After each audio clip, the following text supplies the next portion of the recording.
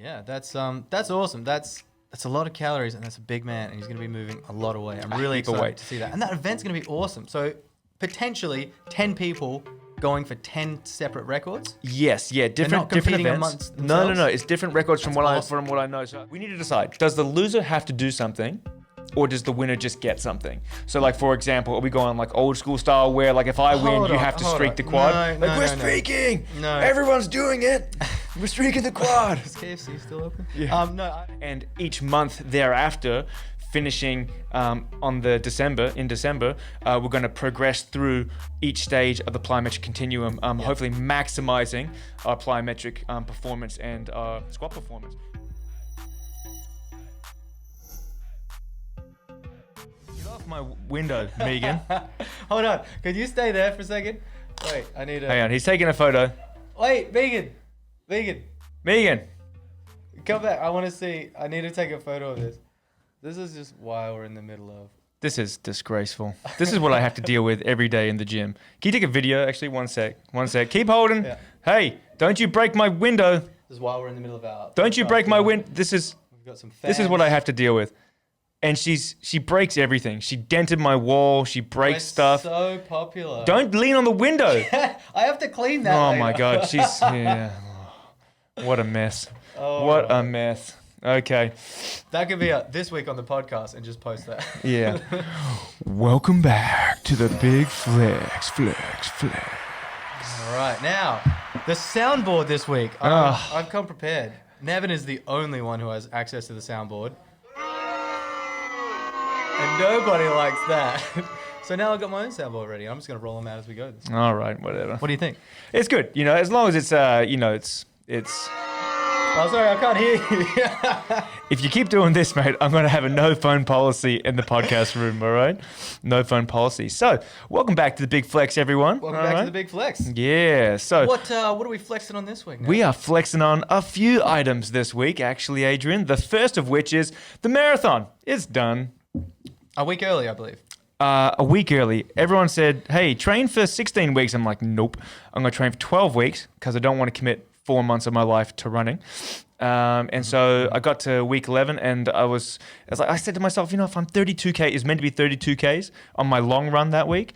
If it's feeling good, I don't really want to run like a whole another 32 plus like the extra, So if it feels good, I'm just going to go for it. And it felt good, so I just did it. So I just did the marathon on week 11 of training. You were going to try it last week. If it wasn't for the weather, do you think you would have gotten it last week? I did it last week.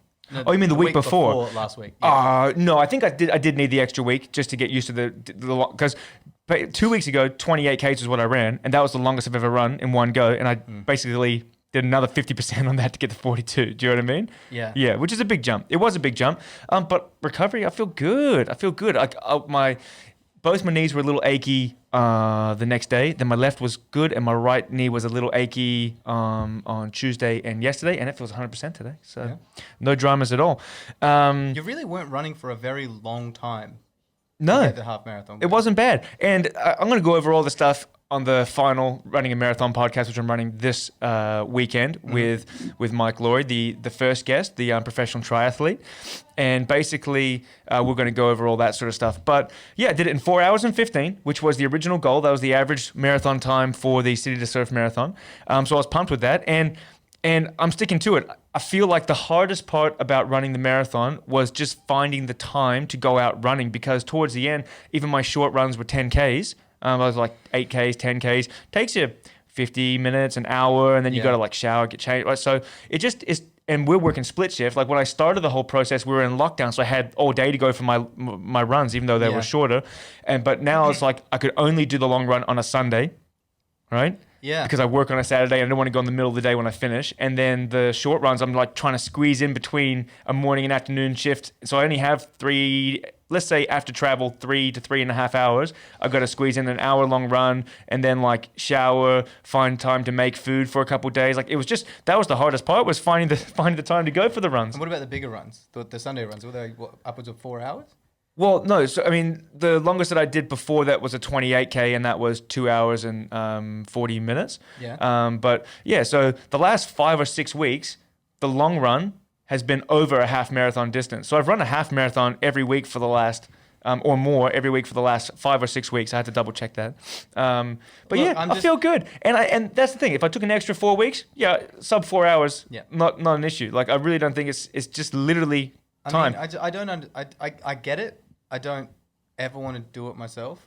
Yeah. I'm not ever going to do it myself. Okay. Maybe everyone seems to do this thing when they get over 40 and it's like an achievement to hit a marathon for some reason. It seems to be an age. Look, I'm just going to say, first of all, one, I'm not 40.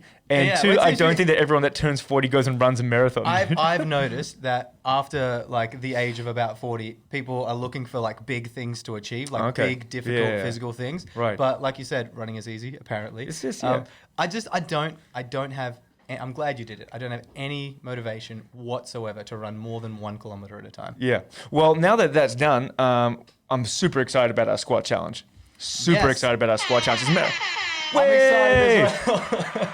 Woo! Super excited about the squat challenge. I've got to admit, I haven't trained heavy in a while, and I almost forgot that I haven't trained heavy in a while. Like I've used this last 3 weeks, including this week, 4th week, just to kind of acclimatize to heavy weights again.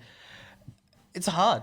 Lifting heavy weights is heavy. I kind of almost forgot. I've been working on so many different skills for the last 4 years. It's just like the realization, like, lifting heavy is hard. Yeah. Okay. I've been doing just general maintenance stuff, and I've been doing the occasional like ramp ups based on stuff that I've been doing, but I haven't just chased strength in a little while, and I almost forgot what it's like. And I wanted to talk about that a little bit today.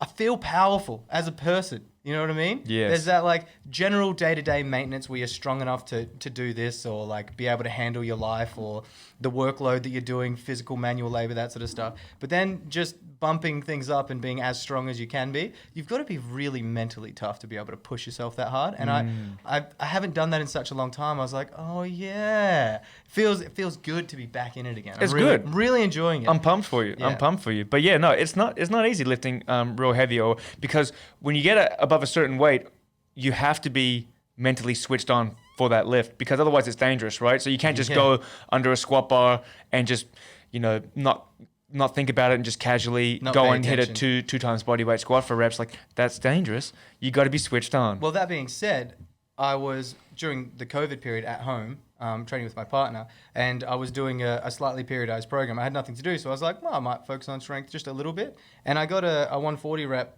a few months ago, and the rep felt good, but same sort of thing. It was like a late morning sort of session. We were taking our time. We were distracted. I had a bit too much rest in between sets, and it was an easy rep, but I leant forward a little too much on one of the reps, and I strained some stuff in my back that's only just now coming good. Like, I wasn't paying attention, and it was a big injury for a big while, like a good 2 to 3 months. Yeah, you got to be trying to switched on. sort it out. Yeah, it can be pretty nasty. Yeah. So I'm really enjoying being back in it now as well. Also, all the new gear that we're getting. Yes. Excited about that. Very excited. Gear in terms of preparing ourselves for some heavy squats. Yeah, I've not trained with weight belt. I've gone completely as raw as you can my entire life up until now. And this guy, prided myself, the epitome of raw dog. All right, he's a raw dog. Prided myself on that, but then I'm going to look somewhat like this guy. Yeah. Going forward. To be fair, guys, look, got the beard and the microphone, the mustache, they're getting closer. Yeah. It's getting closer. A little bit more work. And you need to get a bit more depth. I mean, his is coming down to at least past his mid-stern. Yeah, but we got like 6 months. Yeah. No, you got time. This is like a month and a bit. I'm not going to grow a beard, because we all know that growing a beard instantly puts 10 kilos or 5 to 10% on your squat. It does. So I don't want to have that advantage, so I'm just going to keep trimming. But in terms of what I am getting, I treat it... Mate, right, this is what I think about your sound effects. Anyhow, basically... All right, turn off crickets. I decided after the marathon, I'm gonna treat myself to some new stuff. I hadn't had a new pair of lifting shoes in 8 years, and I have been using the same belt since 2010. So, you and I both decided to get a belt. You're a fan of the buckle belt. Yeah. It's a bit more pliable. It doesn't go quite as tight. You can't wedge it in quite as tight as like a lever belt. I didn't like the lever belt because I've got a short torso and it sits in between my ribs and my hips. I get stuck and it keeps pushing me out of the bottom of my squat. squat. It puts you into a weird position. So you tried the buckle belt. You liked that a lot. Yep. So you got yourself a really nice Titan Powerlifting Australia buckle belt. Yeah. Navajo Bison leather. It looks really nice. And No, your one was the bison. We both got the bison. Was it, they were both Yeah, the bison? yeah. And I got We didn't end up also going with the crocodile skin? No, you didn't go the Ozark crocodile. I didn't have your size. Bison. And then I got the I got the Navajo, the Longhorn bison lever belt. So I'm really excited about that. And I also picked myself up a pair of really sweet Nikes. Nike lifting shoes, Romaleos, all right? These are like top of the line lifting shoes. Again, it's been 8 years since I used to use the Adidas powered lifts. Gonna make the switch over here, tried them on the store. They're fantastic. Got a great deal as well. Well, I mean, there's not much wear and tear really at all. No, I mean, I just use them for squats. They just last forever. They last for a long time. So now, I've treated myself to a nice pair of squat shoes, a nice new belt. So I'm ready to roll. Now, we've got all the knee wraps and everything like that could possibly want here at the gym. But we're going to find you a nice pair of knee sleeves because the only place that stocks them at the moment do not stock very good quality ones. So we're going to try to get you a nice pair.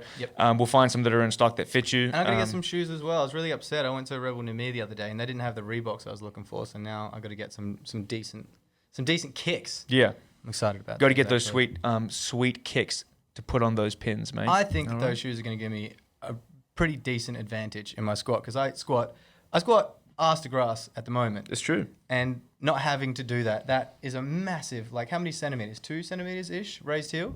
Is that a half inch slope? I think that's a Something like half that, inch. yeah. Maybe 3/4 of an inch. Yeah, I wore some the other day and just popped out a couple of squats and it just felt so much easier, much Well, I mean, nicer. you're still going the full range, but it's a bit easier on your ankle mobility. But your ankle mobility is pretty good. So, anyhow, we're both really excited about the squat challenge. What we do need a little bit of help with, everyone, is figuring out. All right, so Adrian and I, we decided we're going to run 2 challenges a year between us, and if we get more staff in here working, we're going to add them to the challenges. But basically, we're going to run, what is that? A biannually. Yeah, I guess. Challenge, and we can need to decide either the loser gets to pick the challenge so they can try to get something more beneficial, or we just alternate 1 for 1. I think we go loser picks the challenge. Loser picks the challenge? Picks the next challenge. But the challenge has to be something that both people can do. Do you know what I mean? Like you pick the squat challenge because I like a challenge. You like a challenge, yeah. I like to party. But you already are squatting double body weight, so this is in the realm of possibility that you have a good crack at this, right? Yeah. If you asked me to go and squat double body weight now, I could do it, but it would be a tough squat. So it can't be like, oh, who can do the most backflips in a row? Like that's clearly your thing, right? So we need to have some sort of guidelines about what can and can't be a challenge. That's why I decided to pick this challenge as well, because I went for something that I was going to legitimately struggle to aim for. It wasn't going to be something easy that I thought I could win at. Right. You're much more, I'd say, seasoned than I am in everything strength related, right? Like I'm okay. You're just that level up from me in terms of training and training other people. It's very kind of you to say. This was more of a challenge for me to get back into something that I want to be good at again for a while. And push it to the limit just to see what I can do. And we are pushing it to the limit, guys. You should see the programming that we put in. We're starting. We start 7-week volume block. Yes, we do. On Monday. And I'm not sure if Adrian's not doing quite the same as me, but I got 10 sessions booked for week 1. Well, I've got the same lower body volume. Yes. But my upper body volume, I'm not doing as much because I've got some extra climbing sessions that I'm going to do. Right. Which is just lots and lots. And we just want to clarify for people listening and watching is that we're not, we're doing the squat challenge, but we're not training just squats. Like I still want to improve my bench, improve my deadlift, get stronger everywhere. But the emphasis is on the squats. Yeah. The squat's kind of the final test. Yes, the caveat. caveat. Everything has improved. It's the cherry on top. Yeah. So that'll be good. But what we need to decide is, and first of all, actually, before we get there, I'm not entirely sure the loser should pick every time because I wouldn't mind picking some of them. So. Oh, good joke. Was it? No. Was it? No. Where's my kadunk-dunk? There we go. I was like, wait, what do you...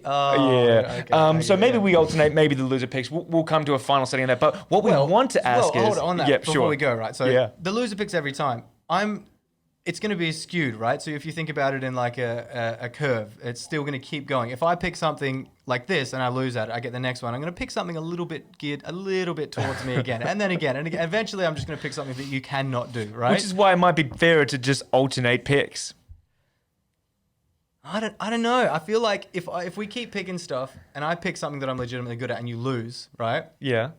then I should get to pick the next one. You should get to pick the next one because Okay. you can, like, it's skewed towards the other person. All So right. I'm going to pick challenges unique to me. You're going to pick Yeah. challenges unique to you. But is that fair if we have something on the line, which we are going to have something on the line? Now, this is where we need your help, people. Yeah. Basically, we need to decide. Well, first of all, there's one thing that's guaranteed, but we need to decide, does the loser have to do something? Or does the winner just get something? So, like, for example, are we going like old school style where, like, if I win, you have to streak the quad? No, we're no. streaking! No. Everyone's doing it! We're streaking the quad! Is KFC still open? Yeah. No, I feel like that's a little too much, right? Because you have the insult to injury there. You're getting, All right. like, I'm losing a challenge or you're losing a challenge. You're going to lose and then have to do something again as the loser. I feel like that's just a bit much, right? Friendly competition. Friendly In competition. the spirit of friendly All right, well, competition. look, if you're listening or watching, I feel like do the winner- chip in. Yeah. Yeah, let us know your thoughts. But the winner's definitely getting something. I feel like the winner should get I've something. already started doing the rounds of the local trophy stores. I'm thinking about getting the Of biggest, course you have. most obnoxious, like, perpetual trophy, where basically it has like a bunch of little engraving spots underneath, like not one, but like 20. So every challenge, the winner gets their name engraved with the name of the challenge and the date. Yeah, I like that. And that I way like that. it can pass back and forth and be just on the mantle. But That's good. I'm looking for one of those, which is pretty. We're pretty going to funny. have to, it has to be the loser picks the next challenge, right? Because if it just goes 1 for 1 for 1 for 1 like that, Yeah. I don't know. If the loser has the opportunity to improve each time, it's going to be a little more even. So we don't want it to just be like a huge landslide skewed towards All right. one person But or if another. that's the case, then we need to have some sort of safeguards where you can't just pick something that's like, if I lose, I'll be like, oh, my challenge is let's just see who's over 6 foot next time. Like, do you know what I mean? Like, Well, I guess we'll have to agree on the challenge, right? we still have to agree on the That'll be challenge. control, Perfect. That's yeah. the control. All right. No, I like the sound of that. We just have to All agree. Loser picks, but we both have to agree that it's a fair challenge. Yep. An acceptable challenge. Okay, I'm down for Excellent. Nice. Oh, I'm so excited. I'm so excited. Speaking of challenges, actually, so Yeah. are we doing one at a time or One at a maybe time. 2 at a time? You had or- mentioned that you have like this side goal that could turn into a challenge, and Yeah. I like it. I think it's great, and they do sort of go hand in hand. But I think it's got to be a focus on one challenge at a time. I think we should do this later again because this is a challenge that we can both do as well. So I've decided that a challenge I'm setting for myself. Earlier in the week, I got back into some plyometric work, basically just jumping, all sorts of variations of jump and jump training. It's really good to increase your general power production for big, heavy squats. You want to be as powerful as you can in the same sort of range and plane of motion. So I am going to be trying to jump onto my own head, figuratively. 175. I've gone for it in the past, but not very seriously. I got to 165 for one jump and then just kind of got bored with it with no real reason or goal. But now this is going to go hand in hand because the plyometric work is going to be kind of a staple of the programming moving forward every month all the way up until the squat challenge day. Yeah. So I got 150 the other day, Tuesday, I think it was. So yeah, you did a walk-in 150. Now, are you just couple of so I steps. know, out of interest, yeah. Yeah. Are you doing? Is your goal to hit 175 off a standing or as a run up? Well, actually, I haven't looked into if I was to look at like professionally recorded jumps for the world's highest jumps. I'm fairly certain it's just a counter jump from standing, squat, swing, and jump. Right. Okay, so on the spot. From that's going to be the absolute gold standard of. Yeah, it gives it a a more of a repeatable thing at least. Yeah, you know, because different but- people are going to have different run ups that Exactly. you know. Yeah, on the spot. run up definitely helps, right? But you see that a lot more in sport, like the rapid changing of direction and stuff like that, where it's for other things, whereas this is strictly for jump height. Yeah. So I'm going to tailor it specifically for my jump height as we go along as well. But if I get it at all, I'll be happy. But the end goal is just a strict counter movement jump for that height. So I'm kind of Beautiful. excited. And I feel like just playing around with this now, just for my own peace of mind, that'd be kind of fun. But we should do that challenge together because you've got some decent legs on you as well. You got like a decent squat, a decent jump. yeah, my jump's I not feel terrible. like you could. Yeah, I feel like well, we could push that, right? Yeah, let me reset the camera and we'll touch back on this one. Yeah, no, I'm definitely down for some sort of vertical jump challenge or box jump challenge. But that's kind of cool as well. And you said that you touched base that we're going to be involving plyometrics in this program because it is good for just power generation, rate of force development, speed, velocity, just all that sort of stuff. Plyometrics is great for. We're actually going to be because the challenge is 5.5 months away. The first 7 weeks, we're going to be doing phase 1 of the plyometric continuum, which is eccentric loading, or basically falling and then stopping yourself rapidly. And each month thereafter, finishing in December, we're going to progress through each stage of the plyometric continuum, hopefully maximizing our plyometric performance and our squat performance. But we're going to do a different podcast on the plyometric continuum. Not a podcast, a different like video out on the gym floor, which I think would be pretty fun and interesting to do as well. Well, actually, that's something that we were going to do moving forward. It's not just the plyometric continuum. That was going to be like a whole separate series, right? Relating to the dynamic training. But we were talking about doing a separate series just for the squat challenge, where we do a monthly update, kind of like a montage. Like, it's a montage. Yeah, it's a montage. So much time passes in a montage. Exactly. So something like that, where we just give a short, maybe like 10, 15 minute podcast, like just sit down like this and then cut some images in, show what we're doing with our training, explain what and why, all that sort of stuff. Well, we can, instead of just splicing some images in, I was originally thinking we actually just film a whole session. But I like the idea of like maybe we do a video that in its entirety is 15, 20 minutes, where we podcast it, but we actually we film the whole session as well, or those aspects from our sessions, Talk and then about it in the podcast, and then we can have side by side video, or video and video, picture in picture video. Yeah, so that's cool, because I think that'd be kind of interesting to follow our progress as we progress through, which we will be. Like this first 7 weeks of hypertrophy, just to build a little bit of muscle mass, is gonna be tough. It's gonna be good, but I think it's for a lot of people who listen to our podcast, or even people who don't and just like maybe want to listen for the first time and subscribe. They can see what actually goes into doing a 6 month squat challenge. I would just like to point out that Megan is holding her phone upside down while she's videoing. This is how technologically challenged this young lady is, all right? My goodness. All right. She's trying to film us, but her camera was upside down. I mean, it still shoots in the right way, but it's just not ideal. She's a special lady. She is special. So I think a lot of people don't realize what it takes when people say, I want to get a big bench, or like, I just want to squat more. It's actually not that simple. You can't just do it. You can't You can't just do it, right? Shia LaBeouf, I like There's it. a couple of them. Yeah. You can't just do it. There's a lot that goes into it. Like there's a whole volume phase, and there's a more strength specific phase, peaking phases. There's deload weeks. There's the plyometric work that goes hand in hand and side by side with the squat. The gear that helps, like the shoes, the knee wraps, sleeves, and the knee wraps as well, sleeves too. There's so much stuff. There's a lot that goes into it. Yeah. I think it's important to say that if you're fresh to training, like you're new in the gym, you will get fast improvements and good improvements over a short period of time. Yeah. But then over time, it slows down. So you might get a 10, 15, 20% improvement on your squat in the first month. But if you've been training squats for 10 years, you'd be pretty stoked with a 1% improvement. Yeah. Do you know what I mean? Working at the nth range as well. So I've already got a 2 times body weight squat. And everything after a 2 times body weight squat, like you're really got to get technical, really scientific, and really structured about the way that you train. Otherwise, you just plateau. It's really easy to plateau. Just trying to push as hard as you can, as heavy as you can all the time doesn't work. No. And and here's the thing, there's so many different methods, guys. Like you might have like a Smolov type or a Hungarian type training method where you just max out, or like a West Side barbell method where you max out all the time and you do that exercise multiple times in a week, and you might get some really good improvements even if you've been training for a while, but it will plateau as well. Like you do need to change your structure, and so there is some method to our madness in here. Like when we're training for people, or programming for people I should say, we have hypertrophy blocks, we have strength hypertrophy blocks. We're trying to build your body's capacity to work. We're trying to build a bit of muscle. We have general strength blocks.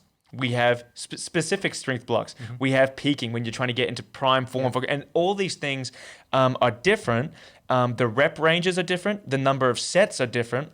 And sometimes exercises as well are different. You always have some staples throughout the programming, but there is changes too. There are changes as well. And everything periodizes all of the time. Yes, and the periodized means is just that, guys. It's not the same intensity every week. Otherwise, you need to continually give your body stimulus to improve. But if you keep going heavier and heavier and heavier, your body breaks down. So we come up, we come down. We go up higher, we come down, exactly. right? You need to adapt to a new stimulus to be able to change. If you're always doing the same exact thing, your body just gets used to that thing that you're doing. So whether it's the rep range, the type of program that you're doing, whether it's hypertrophy or strength, or the exercise specifically that you're doing, the programming that we do, a lot of the stuff that people don't see is that we are changing everything all of the time. It's very structured in the way that it changes, but it constantly changes. And that takes a lot of planning and foresight, and especially over the next 6 months, there's a lot of planning and foresight that's going into this. And I'm really excited. Yeah, I'm really excited as well. Yeah, very fun. Yeah. So the last thing we were going to talk about today Stop tapping the table, mate. This is picking up everything. This is good quality equipment. All right, mate, come on, please. Okay, cool. All right. Another one. Oh, so yeah, you wanted to talk about one more event that's happening. Oh, later yes. this year? Dan Mackery's That's record breaker event. I believe he said it's planned for December 13, which is cool because that's close to our squat challenge. Basically, those who have watched my Strength Institute podcast with Dan Mackery, we've been following along with him, getting over some pretty nasty injuries, dropping a bunch of unneeded body weight, trying to build him back up and recover, and just following him on his journey with that. We helped him out a little bit, and he's got his own plan as well. He's been doing fantastic. He's been getting stronger. He's been losing fat. He's been healing his body, and he's like, I'm going to push for the Australian yoke record December 13. And he's built an event around it. So it's not just him. I think he said there's going to be 10 people. I think they've already filled 3 or 4 people going for records. Yeah. And then the rest are by application. So if there's like a strength event that someone wants to try to break an Australian record with or a world record So with. it's like an invitation for record breaking. Yes, yeah, That's it's going to cool. be, it's really cool. Yeah. So we'll I think he said I'm not sure if he's posted the event online. If he has, I will link it all in the description. But I'm really excited. So he's going to be going for a 620 kilo yoke, which would be the Australian record. Yeah. Yep. And he's going to try to walk that. It's based off the Arnold Classic Strongman competition. The distance is a heavyweight for it's about 4 meters. So I think it's about like 10 feet or something like that. Or no, 12 feet or 15 feet. How much is he going to weigh when he's doing that? Right. So he started, if you recall, up at around 188 kilos. He's a big boy. He went all the way down to 159, and he's hovering at around 160, 161 at the moment, feeling really good. So as he approaches that, he's going to increase his body weight a bit just to deal with that extra load. He needs to eat a lot more calories just to like fuel the body, and when you're lifting that much to recover. Yep. But we've not put a number on it yet. He hasn't put a number on it yet. It's just going to be more of a progressive thing. So he's still got, like us, five full months to train for this still. How many calories? I've got a very fond memory of Big Dan Mac. I was at it was like one of the first powerlifting events that I went to watch. Yeah. And he was competing. This is years ago now. I didn't know who he was at this Strongman or powerlifting? Powerlifting. Okay. And I'm not even sure how seriously he was taking it, to be honest. But I just remember, the only thing I remember from that entire day is watching him eat his lunch, and he had it was like 3 meals from McDonald's and a whole liter of Coke, and he inhaled it in about 4 minutes, and then he did his lift about half an hour after that. And it just kind of blew my mind. I couldn't believe that a person could ingest that much. It was just like a snack. His He's diet. a big boy though. If he weighs 160 kilos, how many calories does he need eating a day? Well, I can tell you that because I talked to him this morning. But basically, his diet is a lot cleaner than that now. He's doing a lot of good food prep with, whole foods, nutritious, high nutrient dense foods. So he's cleaned that up a lot. He said that he's eating around the 5,000 calorie mark a day. Oof. All right. Yeah. And that's holding him at around the 160. He does a refeed every few weeks where he eats up to 6,500, just because that big cheat meal helps him stay on track with the rest of his eating. Yep. I'm a big believer in the cheat meal. Yes, yeah. So that's what he's been doing. But yeah, around 5,000, he said. And the reason why I was talking with him was we're going to start stocking protein, and he is a manager pretty high up there with Nutrition Warehouse. So they're going to be supplying us with protein for all of our clients that need that extra protein fix. Yeah, that's awesome. That's a lot of calories, and that's a big man, and he's going to be moving a lot of weight. I'm really excited to see that. And that event's going to be awesome. So potentially 10 people going for 10 separate records? Yes, yeah, different events. Amongst themselves? No, it's different records from what I know. So I Yeah. know that, for example, there's a couple strongmen in different weight classes. One has I think 2 of them actually have world records for overhead events. So like an actual clean and jerk. I think that he was in the 90 kilo weight class, and he did like, it was like 167.5 kilos, which is pretty good for an overhead strongman event, right, at that weight. So I think I would have to assume he's going to go in there try to break his own record. But I think the plan is to have 10 records, and they're not just Australian records. I think it could be world record, Australian record, as long as it's done to certain certain standards. And they're going to have referees there as well. Sweet. Talking about standards, Dan actually offered for our squat challenge to come down with Zoe, who's been on the podcast, who is a world level powerlifting referee. Yeah. And Nathan Baxter, who still to date is Australia's biggest ever bench presser. And the three of them will judge our squat. That's so cool. To make sure that it is compliant with powerlifting rules. All right. Yeah. All right. That'll be really cool. Yeah. So we're not only going to be having this this squat off, we're going to have Australian and world class athletes and referees judging it. That's so awesome. It's really cool. Yeah. Awesome. Cool. I couldn't be happier with that. Yeah. That's pretty sweet. Mm-hmm. Pressure's on then. Pressure's on then. Yeah. I like it. Didn't expect that today. Cool. Yeah. That's really exciting. I'm really looking forward to that. Mate, we don't do anything by halves here at the Strength Institute, guys. No. Whether it's your program, our training, who we get involved, it's top class. Yes. That's cool. So that event, touching back on the record breaker event. Record breaker event. Is there anything like that exists right now? Events just for as many records to be broken? Yeah, there's record breaker events. And they're actually becoming more prominent in strongman. So that's like you would see at the moment, because there was no international competitions going on. Mm-hmm. Thor broke the Eddie Hall's deadlift record, did 101 kilos. You had Julius, I forget the other guy's name, Julius Maddox, who went for the bench press world record in powerlifting. Then there was one of the Stoltman brothers went for an Atlas stone world record. The other brother went for a log overhead world record. So people are hosting these individual things, and they are having world record, or they're having referees there to make sure it's compliant to a good standard, because they're not having these big competitions. But there are record breaker competitions, I believe, from time to time. But this is the first one like this, I believe, that we would have seen in WA at least. So I'm really excited about it, and I already offered to Dan. I said let us know, and we can come down and just help either him prepare on the day or to help out in any way. I've had experience refereeing at the strongman events here in WA, so it'll definitely be a bit of a spectacle. That'll be pretty cool. I think it's going to attract a pretty big crowd. Yeah, we'll get ourselves involved. It's at again, I can't remember the gym, but I will post the details in the link and the date once we have that all cleared up. Awesome. Yeah. So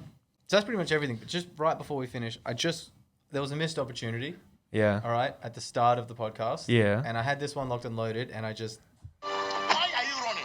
There's the running thing right at the beginning. Why are you running? Yeah, because it's easy. Missed out. Because it's easy. I missed out. Yeah. Missed opportunity. Yeah, you missed it, man.